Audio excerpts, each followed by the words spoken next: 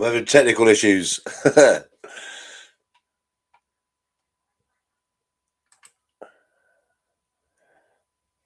Can you hear me? Hello, everybody.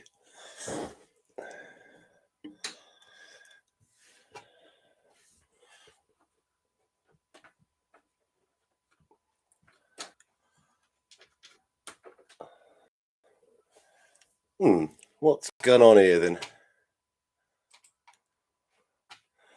Hello. Can you hear me? Hello, Baz. Yeah, I got you now. Hey! Now, there we go. Right, so there we go. Right, so yeah, basically that is. If you've not been on our podcast before, that is about as professional as it gets. so from here on in, that is literally as professional as it gets. Anyway, congratulations, Mike. Cheers, buddy. I might put some headphones in so there's no. The other headphones didn't work, but I'm going to go with these ones. Can you hear? Is there an echo? I can't hear an echo, no. Oh, Anybody else hear an echo? I'll leave them off then. So, mate. So, hello, everybody, and welcome to the Lock-In Podcast. This is a very, very special edition. We haven't done a live podcast for a good amount of time. Well, you can see why. Yeah, exactly. Because we can edit this shit out on the audio podcast and the recorded one. So, yes, my name's Mike and this is Baz, and we regularly meet up on a weekly basis and have a few drinks in our virtual pub. I'm not normally here. I am. Yeah, where are you? I'm in Bury. It's a town called Bury, just north of Manchester. Baz. Oh, I've heard of that. I'm at my brother's house, which is good because we're all meeting up tomorrow night, which is brilliant timing. Yeah. Myself, Baz, and the third wheel of social mediocrity, Joshua, are meeting up in London because it's Joshua's 30th birthday tomorrow. 30. So we're all out on the piss in London. Woohoo! So anyway, speaking of the devil, should we get him on? Yes, please do. We do have an extra special guest to come on later, and I will reveal that to everybody when the time is right. But for the time being, J3. Hello. Hey. Hey. I made it just in time. Right, so I've got two words just before we go any further. Now we're all three here. Hole driller. What the fuck was that all about? Yeah, what was that? What was that whole? I don't remember that whole drill thing. Hole driller. It's called a drill, Baz. Everybody knows it as a drill. It wasn't even a complicated piece of equipment that you got the name of wrong. Oh, just what an idiot. Hey, it was good. So, guys, so for everyone watching, what we're going to do, we're going to have a quick chat, a bit of post-match analysis of the show that we've all just been on. And we'll take your questions after that, but we're just going to have a quick chat first, and then we're going to bring on our special guest. So boys, what was your thoughts? How did you were you happy with how it looked on the telly box? I think it looked great. I think it looked so great. I mean, in fact, even looking back, I think it was kind of like, I feel really impressed how well how beautiful it looked on screen, how colourful it was. You know, I think we did really well in general. Like, I forgot it happened. They did a really good job with it because it's really complicated. Obviously, with loads of stuff going on everywhere to film it, to make it look good, and I think it looked good, and I think three devilishly handsome men on it helped with beards. That's well, no, I was talking about me, Hammond and Zach, but right. Wow. Where's that bus you just thrown us under? But no, I was really impressed with it. I think I think they edited it really well, and I think we looked all right. We didn't look as hapless as I thought we might have done. No one knows how much of an idiot I am. No one actually knows yet, do they? Only you two know. I thought the handle was spat well because that was comedy gold. They did well. Yeah. Do you know what? They framed that little tiff we had at the start really, really well, because that's the reason it happened, because we'd never met before. We didn't really know each other at that point. Yeah. But yeah, it was underplay. It was put front and center enough to make it entertaining, but not enough to make it awkward. Do you know what I mean? I think it was And I don't know if you noticed the my time gag, but I don't even remember saying that. Oh, do you know? Yeah, that one. No, I said, but like, you dropped one of the spices and said, oh my God, but Baz, which spice don't you want? Is he going, oh, what don't you want, Baz? And he was like, time. It's of the essence. I thought it was genius. Don't even remember saying it, but there you and go. Also, and I'm really pleased that kept you nearly drowning. Yeah, I'm really glad that was in. I was worried they were going to think, well, that's unhealthy. They can't show people doing that. You know what, they definitely dialed down the drama of that. It was much more dramatic in real life. I was nervous at one point that I wouldn't make it through, but we're still here. Yeah, you can't see it behind the camera. I was running in circles, trying to I'd not do anything. I didn't know what I was doing. I was just running in circles, but so at least I didn't look like as crazy as it really was. It was mad, that toilet thing. But no, it's mad watching on telly though, isn't it? Yeah, I'm crazy. It's pretty cool. Seeing the whole thing, and but I think it's good. I think they captured us all, captured our personalities well, and didn't overdo anything. And I think it worked well. And obviously, we built a brilliant machine. I'd forgotten how good it was. It's that long ago. Because for those watching and listening, because we are going to put this out as an audio podcast. For those people who are watching and listening, God, I've gone really blurred. You won't see that on the you won't see that on the audio podcast, but whatever. It's actually better. I look prettier when I'm that blurred. But yeah, I completely forgot what I was saying now because I can't even see my own face. Right, I think we're always going to find. I think we're always going to find facts that we wish we could show more of, like the hat stand, Baz. We were so insanely proud of that hat stand. Oh mate, yeah, definitely. Although it gets seen, I'm glad the hand got its camp moment, but I never got to say the word slam dunk properly, which is how we always kind of viewed it. No. It's sad that they didn't pick up on little things that we always kind of thought of as within there, or even when you threw that chair, Mike. The camera wasn't far enough away to see how dramatic it really was. I know it was. I put all my dramatic effort into that. Let's do my head in this. Yeah, sort it out because we need to see. There you go. It's not even. It's autofocus. Whatever. It's fine. I'll just sit back here like this. It's all right. It's like I say. I'm better looking blurred as much as that, so we'll go with it. So yeah, if you do have any questions or comments, keep your comments coming through in the chat section. We will talk through them in a bit. Hold white paper. There's somebody. Thank you, Free Rider. Oh, sorry, Free Rider. Magic. I think it might be because my background's a bit. Whatever. To be fair, I have I've only brought hand luggage all the way from Donegal to deepest, darkest Lancashire, and you're lucky I'm not filming this on a potato, but it does actually look like I am. So there you go. So yeah, what we're going to do, we're going to have a quick chat. We're going to bring our guest on very shortly. Very excited to have somebody who was very close to the whole process. Who we could do a bit of post-match analysis with. Also, talking about the audio podcast and the YouTube podcast, Thanks, we have got coming up on Wednesday next week. We pre-recorded a podcast with the three girls from what was their team name? Civilized. Good God.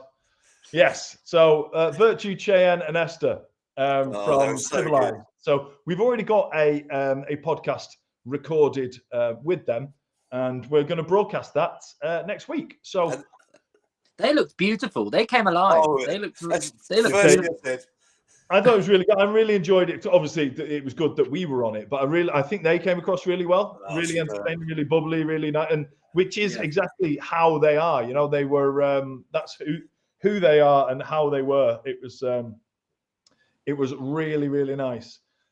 So yeah, we'll go to the comments in a sec, but I want to bring on our special guest. So you may have noticed that Richard Hammond's Crazy Contraptions is fronted by a very small man from England called Richard Hammond. Well, we've got a special guest who's better than that because he's not a very small man from England. He's a very big man from America. Let's bring him on. Ladies and gentlemen, of the show, Mr. Zach Umperovich. How are you, sir? How are you guys? Congratulations. Right, hold on. Thank you very much. It feels like it feels like being allowed to speak openly, not just about the show, but about how we did on the show. That is true. I can't wait to say so it. Good. It feels wonderful being able to post the things. Two, look at my hair. The whole episode, I was going like this. I knew what was going to happen. I've seen the episode a dozen times. I'm still going like, come on. Right, Testing. So I've got a question, Zach. Yeah. What's there's something missing from behind you? Where are you? This is not the usual. It is not. I'm at my mom's apartment. I'm actually helping fix some things. So Right. If you don't recall, it's 4:00 where I'm at. Oh yes. So, yeah, you know that little American thing. That's it. You're in the past. Yes. But no, guys, congratulations. That was a fantastic episode. Honestly, I think better than the first one. And having watched them, they just keep upping the ante. And like you guys were mentioning, just the colors, the vibrance, the editing. You guys will know this. Obviously, the director, Graham, he was the one who edited it. Yeah. Wow. Yes. I don't know if you got a chance to talk with him, great. but that really helps when it's not some guy sitting in a room looking at. We had 7 cameras going at any given point. You guys were familiar with them, but there's the little hidden ones all over the place that we didn't tell you about. But yeah, when you're watching 7 cameras record things for 10 hours a day and trying to not scrap together, we had too much material. I think they told the story perfectly. Yeah, for sure. Thanks. It was really, really good. I was really pleased with it. Like I say, it made good telly, which is it's what I said at the start. We would. I promised you, and we delivered. Yeah. You guys certainly delivered. I'm so flabbergasted by the fact that both machines worked every single day, and then you got perfect runs. It was. I literally promised our executive Dom that. Look, no machine's going to work perfectly, probably this entire series. You're just going to have to bear with it, and just maybe we'll get one closer to the end. And you are our RX3, so you were the 3rd episode we recorded, and we ruined the whole thing. We did it. We smashed it out. You set the bar so flipping high. You and Team Civilized, and then it was just like from that point on, we were like, man, this is possible. Oh, so here's the weird thing. That this is the first time that we've collectively seen their machine run all the way through. Yeah, we'd never seen it for the entirety because where we stood for the filming of the process. So that was us really experiencing it properly for the first time. It's amazing. That's true. Yeah, you didn't get the chance to wander over there because they tested their machine for quite a while. You guys were just building. I was busy. Yeah. Did you see how much in that episode I was holding that ball in the second part? In the second room, every shot of me, I'm holding that ball, or just rolling it in my hands, like, my God. They even showed you stand with a ball. They showed you day one with the drill in your hand, putting in the pulley, and I was just like, yes, Josh has learned something, because this was a contestant that came to us saying, I've never worked with power tools, and you're going to build a chain reaction machine. How? Guess. For folks that don't know, I was involved from literally the creation of this show all the way through casting, through, yes, they say Hammond built the workshops. No, everything of that came down to me. And, when Josh wanders on the set and I have to give the safety briefing on how to use a drill, it's like, does anyone know how to use a drill? And there goes Josh. Like, I knew there was a button on it. I just didn't know there were like 2. But no, right at the start of the first day, Joshua was walking around putting screwdriver bits in the screwdriver and trying to drill with that. That's the That's how basic Joshua's power tool knowledge was. But by the end of the 3 days, Joshua was bodging shit together like the best of us. Well, and also, in fairness, we had that drill that was dodgy that kept unscrewing itself. Dodgy impact driver. Well, that's right. Mate, which was wild because those were all brand new tools. And you know what? I don't ever remember the resolution on what happened. They changed it. You said we got a new one. We changed it on day 3, though. I figured, you could have used that for your motor that I failed to give you. Yes. Back behind the scenes challenges. It's hard to think. I'm glad that final bit was edited because let's be fair, I lost my shit about that in the end because we spent so many hours trying to overcome a problem that Zach created by not supplying the motor that we asked for. Sorry, I didn't get everything on your wish list. Oh, you could have left fly swats off and give us. It was a fly swat that turned on the kettle in the end. Anyway, Yeah. so right, let's say hello to people now. Perfect. So let's have a look. Rosie says smashed it. Thanks, Rosie. Rosie sent me a message during the show. Lacey's on. Someone called Emma, who looks like my wife, is on. Hello, Emma. Matt Ricketts, Rosie again, and we just look. Loads of people, really good feedback. Has your phone's been buzzing a lot since the show and throughout the show? Yeah. I've been getting messages from everybody saying like, "Oh, this is really all the way through it. This is really tense. I don't know. You've done really well, but I hope it works in the end and stuff." And like Zach said, we were involved in the process. We know how the thing finished, and not breaking any confidentiality rules. Everyone in the room I was in watching it knew because I came back here a second time. Yeah. I stayed here for a second time on my way down to filming, so they knew that I'd got through. It must have been nice to not know. I think it would have been even better, way better to watch it and not know. Yeah, so I didn't tell any of my friends or anything like that. It's just to keep it like that, So yeah, what we got? We've got Ali B says it was genius. Well done all. Rob Appleton says it liked how we winged it. Lacey says you nearly drowning. Baz breaking an egg, which I didn't even know about. I forgot about it. Yeah, forgot. Yeah, because you brought the egg just as I was losing my shit. So if you'd have come to me saying you'd broken egg, it wouldn't have gone down well. I had no idea about the whole toilet incident. I wasn't there for whatever reason. Was that? Oh, really? I had no idea. I was watching it like, what the fuck did this happen? Yeah. It just... Let's talk about the toilet incident. So we asked for a toilet with a proper old school high cistern chain for dramatic effect. And when the engineers put it in place, and they literally just dropped it in about half an hour before filming started. So we were like, right, what do we do? So of course, partway through, we start to fill the cistern. And they hadn't plumbed it in right. There's water starts gushing down the thing. We got loads of towels around it, and we were panicking. And we're like, what do we do? So then I go and find some hose pipe. I think, well, we'll siphon the water out of it, we'll seal it, make it right, and then put the water back in. Weird how the guy from Manchester in the area knew how to siphon so well.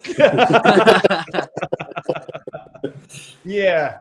But I tell That you toilet took... I'm glad I didn't inhale diesel. And it was only water. And it was like, and I was like, I remember that because I remember as soon as I started like coughing like properly, you didn't see in that how much I was literally like choking on this water, and then and then the camera comes in about this close to my face. I'm like, yeah, thanks for that. I regret to inform you that toilet I think came all the way from Essex. So that's what we used. Well, I survived anyway. On days 2 and 3, I didn't feel too clever, but maybe that's why. So we have a bit of a theory. I mean, we might be wrong, but we think it might have been a bit of a setup because if you remember, just before we were filming it, the producers and director Graham came down and said, "Well, we haven't seen any water in there. Don't you think it's about time we saw some water?" So quickly put the shoot on. Then when we filmed it, that's when the disaster happened, wasn't it? Oh. Yeah, you can feel the cameras closing on a specific moment. So just as I'm choking, just as I'm choking, having siphoned the water out, I turn round to go, where are the guys from engineering that put that toilet in? And I turn round, and all three of them are stood like this, watching this happen. I was like, okay. So I don't mind being the butt of the joke for good TV. As the engineering producer, that was not planned on at least my part, or no one has ever said a word about that to me. So someone went rogue, Zach. Someone went rogue because that definitely was planned. Oh, no, totally. It was Al. Imagine little Al doing that. I should imagine they were like, "Oh, look at these cocky fuckers. Let's put them back in their place." Oh, Matt Ricketts said, "I thought we all came across really well. Thank you." Oh. And also says, "Did Hammond annoy you interrupting?" Yes, absolutely. Everybody did. Not from a personality point of view. He's a really look. We've said this before on the podcast that we did with Zach that we posted last week. Hammond is golden, absolutely golden. What you see is what you get. Really nice guy, really down to earth, no airs and graces. Got involved, was really invested in it, really cared about us and cared about the machines and stuff. He was absolutely phenomenal. What did really annoy us is every time Hammond needed to speak, they had to shut off all the power tools when we were trying to work in the background. They have to say no power tools because Hammond's speaking, or Hammond or Zach, you're not getting off lightly. It was partly your fault, pal. It was mostly my fault because I'm the one that had to do multiple takes. Or when you're doing my master class, you're seeing a minute of it, and we recorded that for 20 minutes. Hammond can do his lines in one take. Yeah, he can. Me, I'm not that talented. So yeah, he's much more professional than you are. Yeah. So yeah, let's say it was definitely your fault that we were stood around with power tools in hand, looking at our watch, going, you said we had 10 hours for this. Fucking not 10 hours, is it? I've been stood here for 20 minutes waiting for you to finish that line. What was funny is that the one thing that we were most concerned of was Josh using that chop saw. And once you learn how to use it, you could not get him off it. He just cut. I did love it. The power went to my head a bit. Yeah. Nick. At the end, you started off. It was only massive bits of wood we were cutting on the big chop saw like that, and then in the end, it was like little bits of dowel like. Yeah. Pure danger. There were so many things. That I was doing because as came across in that, I just bodge things together and do all that kind of stuff. And there were so many things that I'd be doing something, and the camera would come up, and I'd be go, "You might want to disappear without it. You might want to go away. This is sketchy as fuck, and it won't be allowed on TV." So I don't know if you knew this, Josh. We literally dedicated one of the engineering team to just spy on you the entire time. I knew that I was doing some dangerous things too. Yeah. Yeah. One of them, Nick. He was literally just always across the room watching you. So I thought he was really into me, to be honest. Yeah, this guy always around me. But and one time I tried to cut something with a completely wrong saw, and a hand just went no.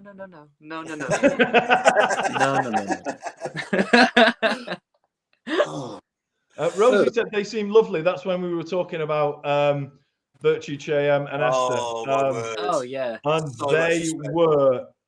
they were exactly. And this is another thing that I was saying about the way they've edited it is, their personality really came through, and they were brilliant. I mean, we all went out for a drink at the end after what you've just seen. So after the show where it's like, yeah, you've won, you're through to the next round and so on. We all went out for a drink afterwards. And they are lovely. They are lovely, exactly as you've. And I'm glad that their personality came through, because I found myself smiling and laughing at the things they were doing. That bit where they have a successful run, and Virtue pretty much throws one of these girls right, just like that. And for those that don't know, Virtue's well into her weightlifting, so she could and probably did. Throw her mate clean across the entire warehouse. Yeah, that was shame. It was shame, wasn't it? It was like, there's got to be footage of it somewhere. And from further out. Because I was standing there, I watched her just go flying. Like, what? I thought she passed out from my angle. I don't think they show a reaction of me because I'm looking over there going, "Oh, what happened?" But. What I enjoyed a lot was seeing the stress of us from a different point of view. I saw you guys stressed, and I couldn't see myself physically stressing out how badly. And then in that video, obviously in the show, you see how at the end of it, I literally take a seat on that thing in the middle of the. Yeah. I just sit down and I'm like that. I was like, oh, that's what I look like when I'm really stressed. I've never seen myself look like that. I was like, yeah, there we go. It's amazing how much. I was just had my arms crossed before it was going. Mike said to me, I just look angry, like I look furious. I think I was just kind of going through some heavy drama at that point. It was really tense. You always got a little flushed in the face when you were getting really bothered by something, or you're just probably that is all the time you were running back and forth. But I was working out and hungover. Yes, sorry. Yeah, there there was is that. one moment I was like, Baz, do you want to Baz, do you want to talk through why at some stages the bags under our eyes were massive? Do you want to talk through why? No, here's the excuse.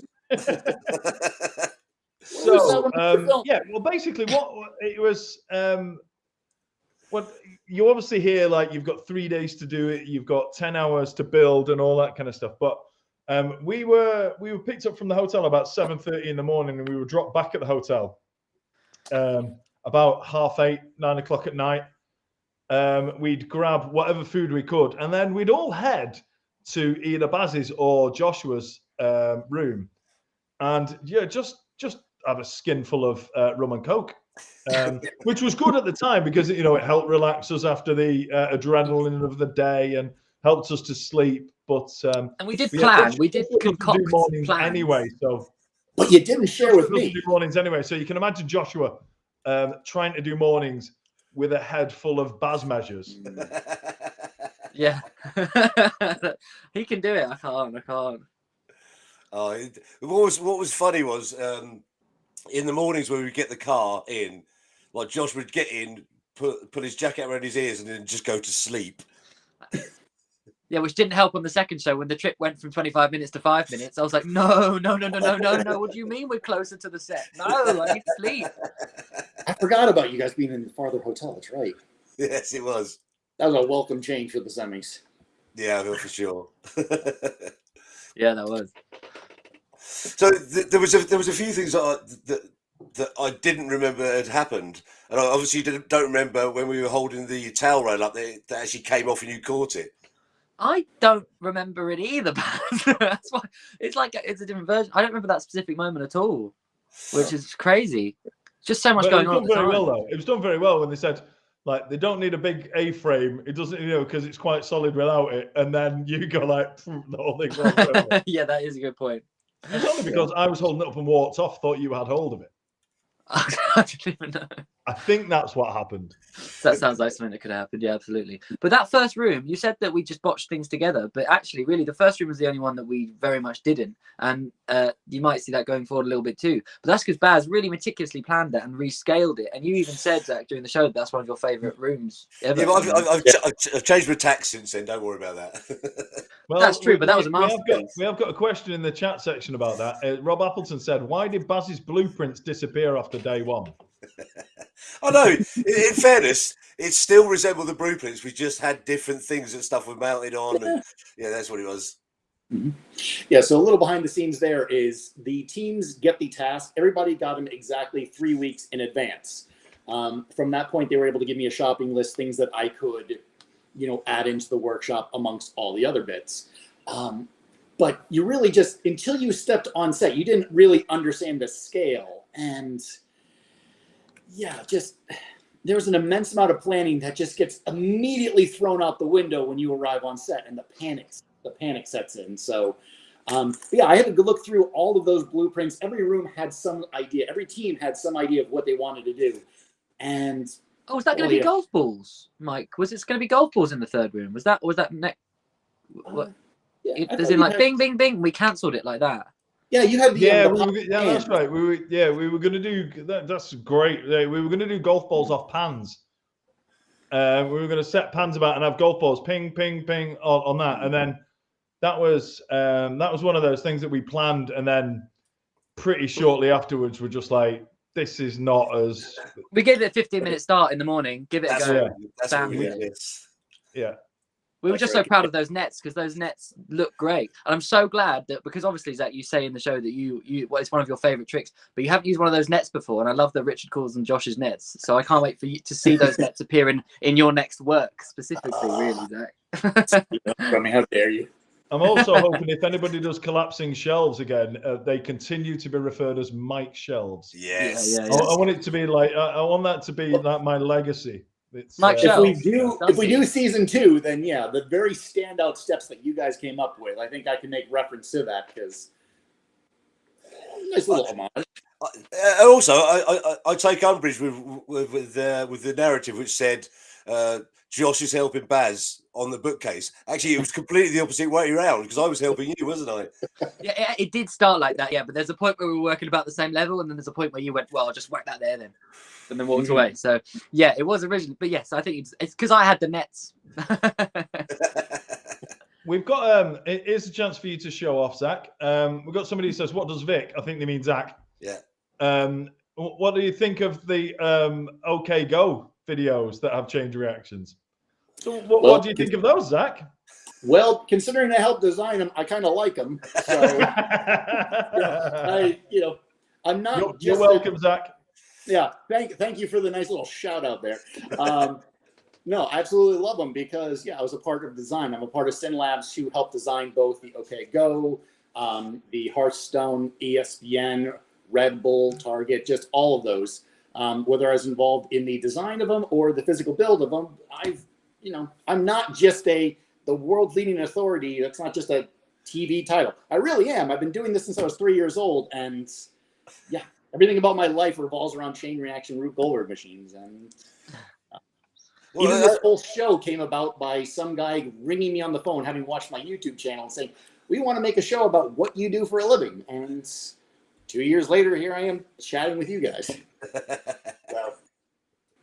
There you go. Well, what is your opinion of the one on YouTube that gets referenced at the start as an example of a Rube Goldberg machine? The one that goes through the guy's garden. That one is one of my top favorites. That's one that I built and designed and was the actual director on. That was Hearthstone Blizzard, and that's my fire and ice machine, and that's my baby. I love it so much. No, I meant the one, the one in someone's back garden. Oh, that one. The one that said, here's an example, or when they talk about virality. Oh, yeah. They show that one.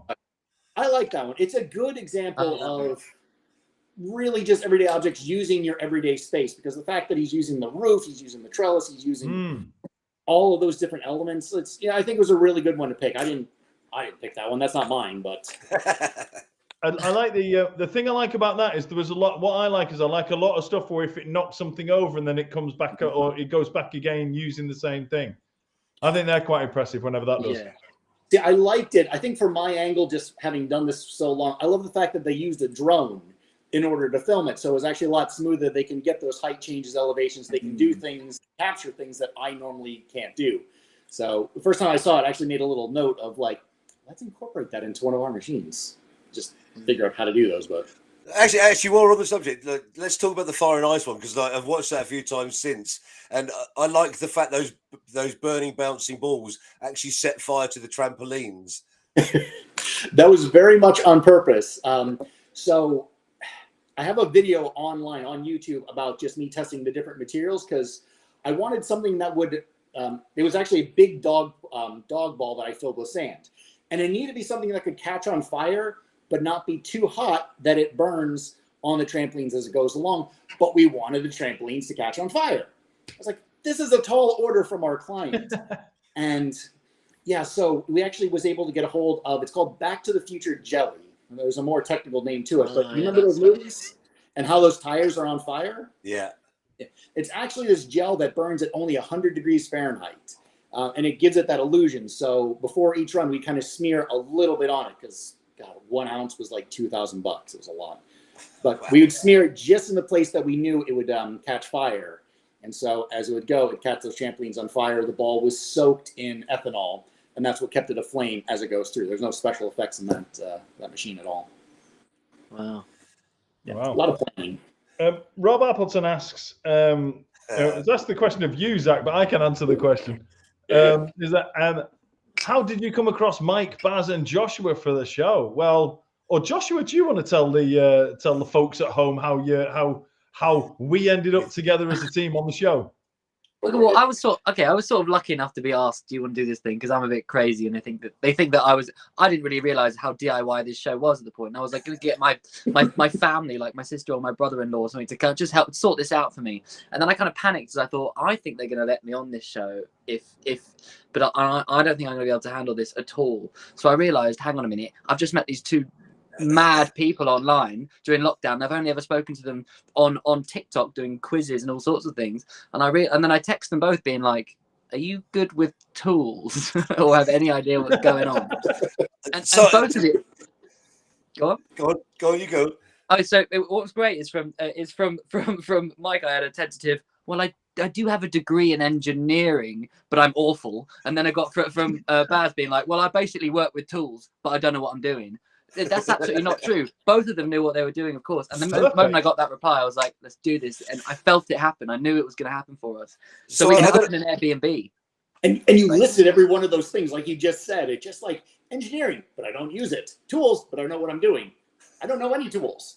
We were like, yes, this is going to be fantastic. This can work. Perfect team. So I've got to be honest, when I got that message, I thought Josh was going to say, can you nip around my house and put some shelves up for me, please? Never did I think that we'd end up on a TV show. I think Joshua's just been a bit polite there, because young Joshua here got a call from his agent saying, we've had this company, this TV company want you to get involved in this thing. And then he realized, there's it's going to take some dad building and some acquired skills. And he thought, who are the oldest two people I know? And that's how me and Baz got involved. It's the only way I can look young. This is it. So yeah, speaking of that, Joshua, we might as well say it again, but it's your birthday tomorrow. And how good is this? Because as everybody knows, I'm usually in Donegal, but tonight I was able to watch it with my mum, my brother, both my brothers, my sister-in-law, my nephews. So I was able to watch it with those guys. And tomorrow, I'm bringing my eldest daughter down to London town to see Joshua, because it's Joshua's birthday. Well, I don't know when your birthday is, but it's your birthday party tomorrow. It is tomorrow, yeah. It is it. So Joshua's so in a few hours. Joshua's 30th birthday tomorrow. So me, Baz, and Joshua will be out in London. So if you're in London, you see three people who look like those idiots that were on the TV the night before, then it is them. Us. Well, you sent me a message earlier, because quite often when we do the podcast, myself and Mike wear the same clothes accidentally. So Mike he told me what I was wearing so we avoid a clash. I'm wearing a blue boiler suit. I'll just let you know now. Fantastic. If anybody sees you out, buy them a pint on me, because next time I come to London, I've got to definitely stop by and see you. And next time you're here, then give us a shout and we'll make sure we do have a drink. Because I mean, if and when, let's hope there is a second series. There's we're definitely I'm gonna be lobbying in Parliament to get some kind of best of the best, or I've said this before on the podcast that the once you start getting it syndicated, and once Brazil do a version, you need a British team to come over, and that's us. There you go. Perfect. Absolutely, that's us. What I quite liked about this week was the amount of posts that the three of us have put on our social media. It's been ridiculous. We have been on social media. We've done a job for the TV company there on the social media this week, boys. Oh, also, let's give a shout out for Zach's new social media. So you're the so what are you? You're the. I don't actually know. What did I make it? You're Zach Umperovich on Instagram, so go and follow that. Oh, and I only just found it on TikTok. Yes, and then you're a chain reactions expert on TikTok. Yes. Oh, and Zach, I just messaged you on TikTok. Is that because the username Zach Umperovich on TikTok was already taken by someone? Someone had already taken Zach Ump, and there was another one that I wanted, and just like, screw it, let's just go with that. I don't know why I used the hyphen at the time, but thanks, Mark. Or the underscore, whatever it was. Yeah, Mark Smith says we were all brilliant. Mark's my mate. We met on a holiday in Lanzarote, Tenerife, one of them anyway. Holiday friends. He's a legend. Mark's one of those idiots who does like 50-mile runs in the complete darkness up hills. Okay. Yeah. Sorry, Mark. We're never going to be friends. Yeah, he's not like us. Can I just say at this point as well that some people might know, but they probably won't, is when we first started this process and we started having Zoom calls with Zach, he basically taught us a lot of the basic steps about about how to build one of these machines, and obviously posted links to the other stuff we had to see. But it was a really good process, because when we were actually building, there was quite a few times that we were using processes that you sort of showed us and told us about. And the amount of times we do a transition and we kind of go, oh yeah, I remember this. I'm glad it paid off, truly, because, you know, all that's great information just moving on to season 2, because, you know, things that we need to adjust is, you know, how early do we let the teams know what the task is? Because there was always the chance that we weren't going to let you guys know until, you know, you did that whole bit about reading the letter. That was going to be one of the things of people were going to show up on set and truly have to figure it out. Even an earlier idea for the first episode, and it wasn't changed until 2 days prior, there was going to be nothing on set. It was just going to be the backdrop screen, and then the furniture we were going to fit into the workshops. And the second that I got there and I looked at it, it's like, I've got enough room for tools and props and stuff. Like, I can't fit your furniture in there. And that's when everything moved in and we started set decorating. So you're going to see certain episodes where, you know, the set is slightly dressed. There's a few things. Like first episode, there's some stuff in the rooms. In the next episode coming up, you're going to see the rooms and they're just tricked out, because that was a change we made on the spot. And any of the suggestions, like, I think you'll need to give people the task in advance, though, really, because like I think we'd be able to do it, but what you would lose is those showstoppers that along the way. And there is a banging one coming up in the next episode that required a little bit from Mike, especially of at least pre-thought, let alone some work on it. But so you'll lose some of those elements, I think, if you take away that personally. And it definitely was one of those battles that I had, because you know, there was original talks the show was going to run for 5 days. You were going to be able to build it for 5 days.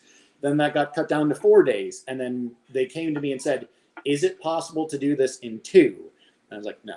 And it's like, you'll lose me if you bring it down to 2, because I know, imagine doing exactly what you did in 2 days. Yeah. Well, not doable. It would have not been anywhere as good, anywhere near. It just made more sense, a day per room, and then when also shortening the program by, it was originally going to be, okay, room 1, then the next day room 1 and 2, and then 1, 2, and 3, instead of just 1, 2, 1, 2, 3, and that helped the length of the program.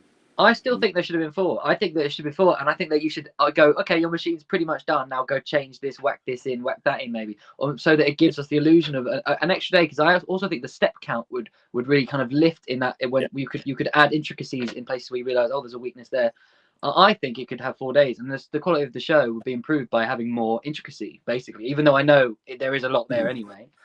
I think with it, so for people that don't know, they showed up on a Monday. The real film days were Tuesday through Thursday.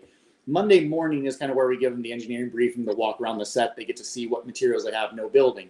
But yeah, you're absolutely right. If we kind of transitioned more to the later half of that day being the start of it, the problem is you have to pay the camera crew, you have to pay for the rental of the cameras, stuff like that full extra day. And already each episode was running a crazy amount of money, and we were over budget every episode somehow, because you guys know exactly how much you were given for your machines, and somehow we managed being that over budget. So, but I completely agree. Adding that extra time, just. I'm also glad, and I wish they had a bit more, was the amount of time that was wasted looking through that big red metal toolbox. Oh God, yeah. That's kind of on you guys. We gave you that time. You could have sorted through the toolbox. You could have looked through it. We thought about labels, but we actually had labels for the thing. We just didn't put it on because we just figured the drawers were going to get all screwed up by the second episode anyway. And that red drawer thing, it had a diagram on it. I only found it on day. I only found it on day 2 of the second round. It had a little diagram on the edge of each shelf that told you exactly what was in it. And there's me grumping on this episode going, I can never find anything in these drawers. I kept asking my resident engineer. Diagram on the side of it, I didn't see it. Well, I'm slightly disappointed that they didn't show the benches and the worktop at the end of each day, because we started in the morning on day 1, everything was organised. Day 2, it looked like someone had thrown a fucking hand grenade onto there. It was just everywhere. And do you know, I'd turn around, I'd be using, when I was doing those shelving unit things, I was like, I need a drill and I need a screwdriver and a power driver, right? So I'm like, right, okay, right, I've got them here. I can bang away at this. All of a sudden, I look down. It's like, what the fucking hell's the screwdriver? Me and Justin And snuck over. and then I look down and like, mate, the drill's gone. And I go, lads, have you seen that? And you're sat around and they're all there. And I don't know how that. That's why we gave you 4 drills plus the hand one. Yeah, exactly. And they had them all at one point. Guess what? You were one of the cleaner teams. In my notebook, because I'm taking real notes, I'm making note of how much effort it's gonna take to clean it, and then also do I select the winner based on how much I have to clean up their workshop after this? You're gonna take me 5 hours? Fuck you, you're not getting the next episode. There's one team. I would say I think you guys were the 3rd cleanest team. Shocking. Wow. Wow. Yeah. Wow. There's one team that it took me, obviously, the 5th day where, we're recording all the bits. I was going from, I think, 8 till about 3 o'clock redoing it. Because, again, for everyone that doesn't know, I set up the entire workshop. Not a single other person on the crew would touch it because I needed to make sure that there was the exact same amount of pulleys, string, fly swatters for every single team for the episodes so that it would be fair. And fuck you guys fuck those guys for making it so dirty and just... But also, what people won't know as well is that when we got to the Friday and they were filming the machine in detail, as soon as they finished all the detail in room 1, Zach's in there just ripping it all out. Yeah, immediately. So you're watching all our hard work just get put in a big pile in the middle of the set, pull the carpet out, and everything. We're like, oh, look at all that's gone. Cathartic, though. Okay, so we did recycle. Going back to the chat section, there's the wife's there. Say hello, wife. Say hello, Emma. Hey, there she is. The wife's in there. She says she's so proud. Inbox is full of praise for the show, and says it was an epic show. And we've also got Tina, who's been a guest on the podcast a couple of times. Hey, Tina. With Max, her service dog or assistance dog, and she's watching from the States as well. So, Zach, is it available to people who might not have seen it? Is it available in other countries? At the moment, only if you have a VPN. So I've been able to do it through that. It's having more difficulty than what they originally promised. That being said, it's getting released on Discovery Plus June, July is currently. So after the program fully airs in the UK, then it's going to be able to start streaming on Discovery Plus, and that'll go worldwide. That's worldwide, is it, Discovery Plus? Yeah, I believe so, yes. But it might not have user rights here if Channel 4 have theirs here. Yeah, that's true. Else. But again, if you've got a VPN, you can just, yeah. Like I live in Ireland, mate. You don't need to tell me that. Where am I at? Like, let's see. My phone currently thinks I'm in Docklands. Okay. Docklands in London. Hey, Docklands in London, yeah, down the O2. Yeah. So, anyway, that's how I get to watch the show. So I wanted to sort of chat briefly about the first episode because when it went out, we were all on WhatsApp with each other, sort of commenting on stuff like that. I thought the first episode was pretty good, but I genuinely think ours was a much better episode. I'm just saying that right now. Bit of bias. I think it's finding its groove because that was the second episode that we filmed. Yeah. And we're just we're finding our things. Me and Richard having our chats. Just not being the same question over and over to me. To just like, is it going to work? Having the teams be just more knowledgeable and having better machines through it, and especially when it gets to the semifinals, it kicks it up to just a complete new level of awesomeness. It's only going to get better. There's one episode coming up that is our very first episode we filmed, so I'm kind of wondering how that's going to translate. They were really good teams, but we were also very new with our filming process, and we'd pretty much gotten it down by the time we got to you guys. So is that next? Is the next one the first one you filmed? I'm not going to say exactly. That way we leave the viewers. It's going to be obvious. It's going to be completely out. You're going to know because you were on it. Basically, when you look at the, you're going to see a room that doesn't look completely tricked out. Look at the next episode versus the fourth episode, and you're like, all right. Yeah, so they showed the preview. So it's the Aviators against Aviators versus Wildcards next time. So Right, Aviators is a group of pilots who all have some sort of disability versus Wildcards, who are 2 Americans and 1 semi-American, as he wanted to be called. Semi-American. He's British, but he wanted to be. Well, if he's British, he's a semi-American, not a semi-American. Exactly. Yeah. Nice. Well, I'm looking forward to it. To be fair, so I'm guessing we've got another 2 or 3 episodes before we're on again next, aren't we? Yeah, I don't know which. I truly don't know if you're going to be now episode 5 or 6. Yeah. They're still in the process of doing the tweaks on the semifinal ones. So I've only seen up to episode 3 at the moment. Yeah. But I can try. Yeah, if I find out, I can give you a heads up. Yeah, please I can do. literally Please just, do. you know, the easiest thing to do is ask Richard. It's just like I'll just send him a message. Hey, where are you at with the voice recordings? And so. Yeah. Which, by the way, just side note, I did ask him about appearing on your podcast, by the way, and he's incredibly busy. He's going to get back to me on a time. He would need to talk with his agent on a timing, even for that, which I'm like, they just want maybe like 5 minutes of your time. Anything. Yeah, Anything would do. But yeah, we both the episode we've been texting back and forth during it, and his reactions are funny. Yeah, we'll get on for 5 minutes and we'll drag it out to an hour. We're dead good at that. Well, I think that's what he's worried. apparently, the wife's just said that apparently the show was pick of the day in the Daily Mail today. Wow. Brilliant. Hey, they must have seen us coming. They must have had a preview and known it was the 3 of us. Also, I noticed as well, because Mike, you were featured in your sort of local paper, weren't you? Yes.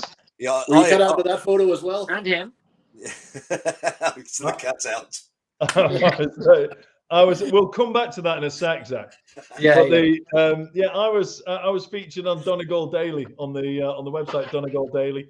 If you want to go Google Donegal Daily, then the story's up there. But yes, it's my sister-in-law's friend works for Donegal Daily, and she had a quick chat, and apparently they were having a quick chat and said, "Oh, well, you want to? My brother-in-law's doing this and that." So they rang me at 3:00 in the afternoon. I'm just sat having a cup of tea. I just have a little bit of a chat, like and then put the phone down. Next thing I know, and she texts me. I said, "Do you know when it'll be on?" She went, "Oh, I don't know." And she texted me about 2 hours later, said, "It'll be on at 8:00 tonight." I was like, up on the internet. But here we go. I can tell you this now because people know that we get through to the second round. And she said, "What did you have to do?" I said, "Well, we had to build a machine that," and I won't tell you what it did. I told her what happened in the second episode. Oh, come on. I was like, oh my God. So I had a hot flush coming back from the gym going, oh shit, I've just given away that we're like, and then, oh my God. And I contacted her and I couldn't get through. And then it went live with the right details because she'd gone on to the Channel 4 listings. Oh, wow. And seen what the actual thing was and corrected my error. So I've also heard. Story. You are not There cut it out. is. Yeah, look at Like that. any dad. I might have to change my username now. There you go. Donegal Daily. There we go. Cut out. Yeah. Oh, there it is. I've also heard There's the that. mugshot. Oh, look at him. I've also heard that the Sun are going to resurrect their page 3 after seeing Joshua reclining for doing that sort of pushover for the. I got my porn star pose in the show. I knew I would. Beautiful. And I even said to them, I said, "Am I going to be in the cut?" And they said, "Probably not." And I said, "Well, I'm going to lie down then." And they went, "Okay." So I got away with it. Everything. I knew it was good. I was like, "Yeah, they're not going to miss a chance to let me do my most seductive lie down." But I think they had the so when Alex had the Steadicam, Yeah. obviously that rig. Yeah. Even when it was kind of sitting there stationary, occasionally they would just leave that rolling and just see what happened as things were going. Sly bastards. I don't know if that was Graham's doing, but I remember I walked past one of the monitors and I saw it recording, and I made a He's face. cheeky guy. Well, yeah. So I don't know if you found the GoPros in the workshop. I did, yeah. Yeah, I You didn't find them? no idea. I didn't find them. I didn't know they were there. And the thing was that what people don't understand is that there was a little kind of Big Brother-esque element to it in that we're walking around. We've got a microphone. We've got a tiny little microphone in here under the top of the shirt, and that's on you for 12 hours. I mean, it's and every so often, and look, we've said this before that all the crew, literally every single person on the crew was phenomenal. They were golden, really, really cool people. So good. And we became not really good friends, but you were able to have banter with people really because you're spending so much time and it was quite intense. You were able to have banter with each other. So I remember there's this for the benefit of people who clearly didn't see the sound man. Massive Welsh guy, big old beard called Geraint. Oh, what a legend! I was like, it got to the point where I think it was in the second show where I was just winding him up because I knew that he could hear everything I could say. And he's got the boom mic and he's doing something over the other side of the room. I'll be like, Geraint, you're a knob. And he'd just be like, because obviously he could hear it over the other side. And it was just like, I was doing it all the time. And I was like trying to make him laugh as he's holding the big boom mic from the other side. And there was one where we were filming a bit of us walking in. And obviously we were like 100 yards away from everyone. So nobody could hear apart from Geraint.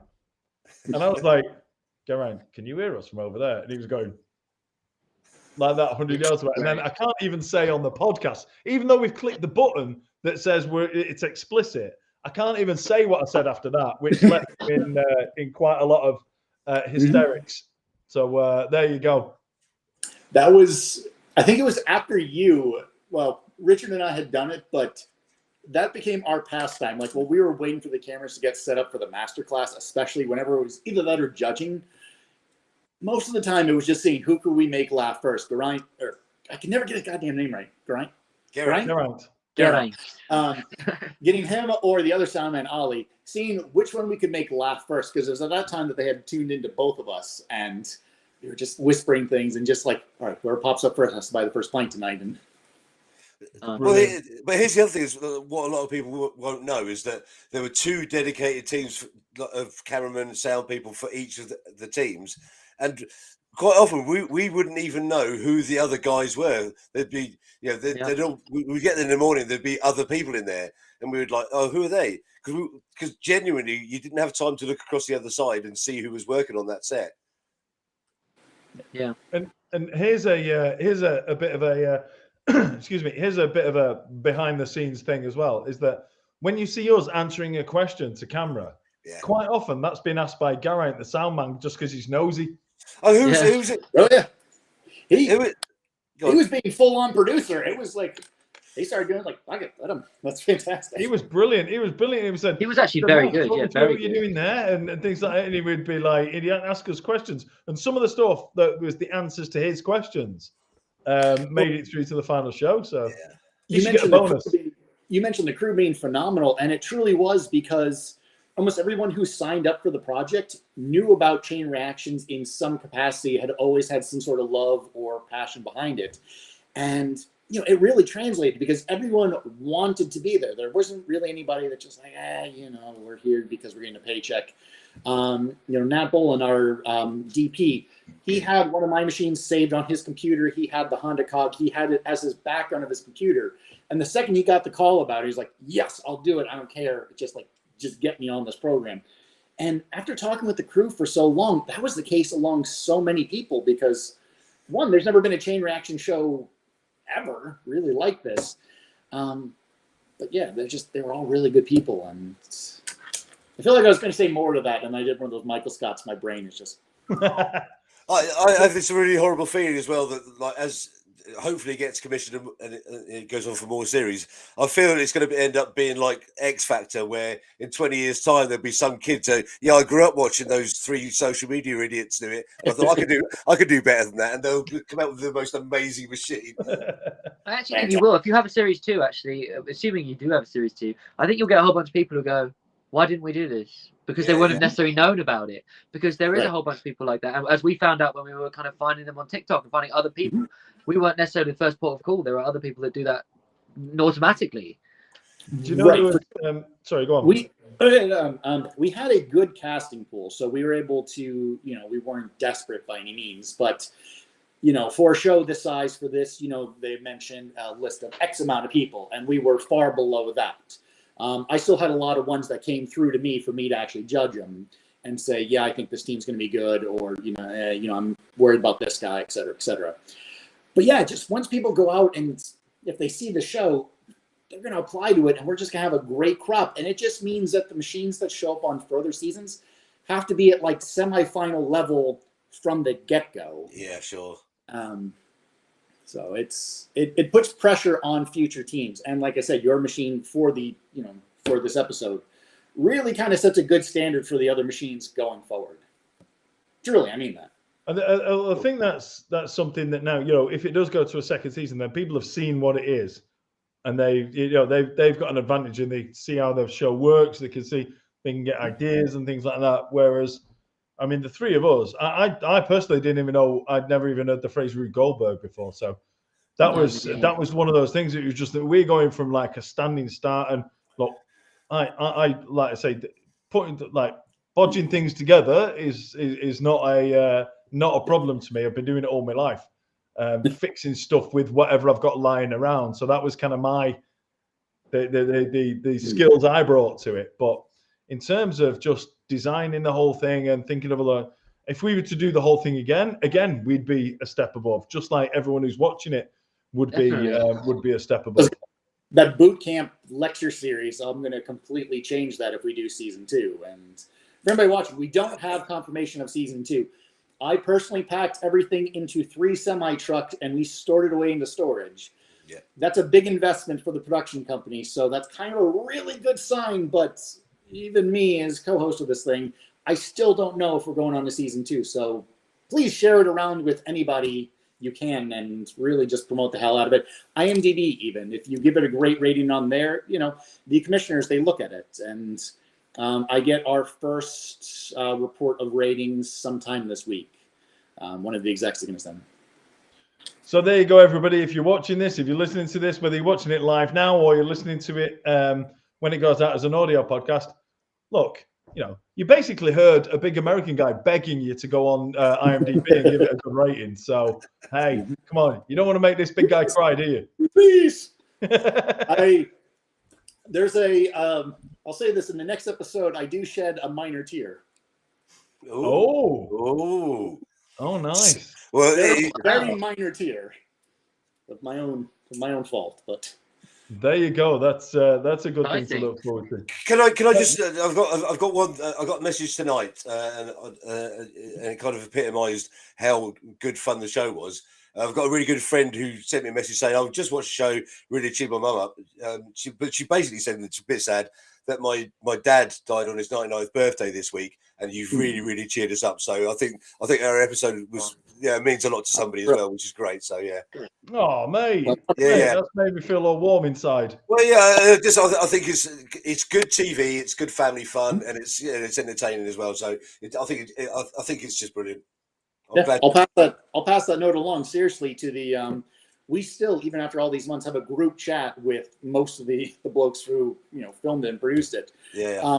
Last week when I wasn't in my mom's apartment, I actually had my daughter on my lap while we were watching the first show, and every time I'd come up, she'd look at the screen and she'd go, "Dada." Yeah. Dada. Dada, and then she'd just give me a kiss on the cheek, and she was just like so enthused, and that literally made the world. And I sent that to Richard, I sent it to the crew, and they were just like, oh, that meant so much to them. So I'll share that same story, or the story you just said. Yeah. Well, we love hearing That's beautiful. That's beautiful. So we've got a few more comments. We've got Happiness is asking a question. Zach, if there is a season 2, do you think about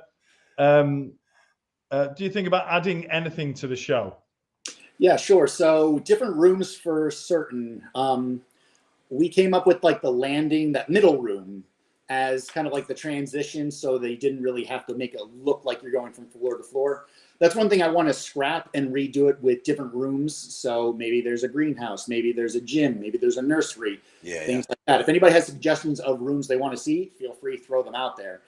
Updating the rules. One thing that's been updated in just the narration alone is allowing only 3 interventions. That's not something that we never. Yeah, that's not something I never specified. You guys, I'm sure, never heard that. But That's certainly for one. And then also time limits. Didn't need it, mate. What's that? Yeah. We didn't need it. Yeah. There's been some teams that have. And the other one is time limits. So if a machine or a step runs for over a certain amount of time, that's a forced intervention. Because in some of the episodes, one of them in particular, there's water that drips. And that actually took 2.5 minutes for that to go. And you know how that is with the Steadicam. You're just sitting there waiting, and he's got to prep the next move. So that made it a real pain for us. So beyond that, in terms of like upping the scale, the set's probably going to be about the same size because you recognize how hard it is to get across that distance. If we did do anything bigger, I see the comment like with car doors, bonnets, stuff like that. We're talking about maybe a special there, or yes, if a team requests those items, those wouldn't be just naturally stocked in the workshop. Just in case you're looking for people for that special. Seeing as you definitely said to us when it first started that this was of a massive scale. This was like we had scaffold towers and cars. Oh, we've got so many ideas already that we had to scrap when we put it into a much smaller space.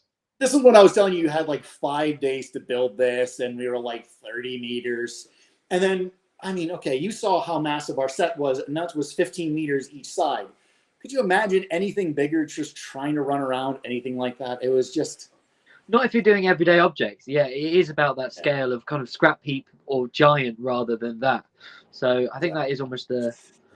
But wouldn't it be interesting to have a kind of a kind of thing where maybe the first bit of the show is the little bits, and then the semi-finals is something absolutely massive, and then the final maybe there's like 2 weeks. One is a tiny square where you've got your record, and then maybe bigger spaces. I like the kind of difference between them, whereas I felt like we were in the middle.